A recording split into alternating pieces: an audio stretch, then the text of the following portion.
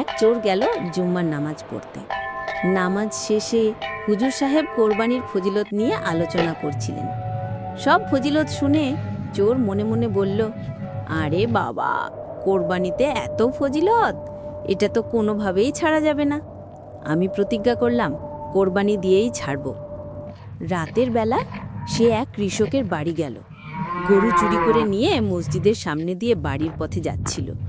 ঠিক তখনই হুজুরের সঙ্গে দেখা হয়ে গেল। হুজুর বললেন, কি রে ভাই, এত রাতে তোমার হাতে গরু কেন? চোর বলল, হুজুর, আপনার বয়ান শুনে এত ফজিলতের লোভ আর সামলাতে পারলাম না, তাই গরু চুরি করে আনলাম, কোরবানি দেব। হুজুর হেসে বললেন, এতে কোনো সওয়াব হবে না, বরং উল্টো পাপ বাড়বে। তখন চোর উত্তর দিল, হুজুর, সেই ব্যবস্থাও আমি ভেবে রেখেছি। কোরবানির ফজিলত আর চুরির পাপ কেটে কেটে সমান হয়ে যাবে। মাঝখান থেকে আমি গোশত খাবো, এইটাই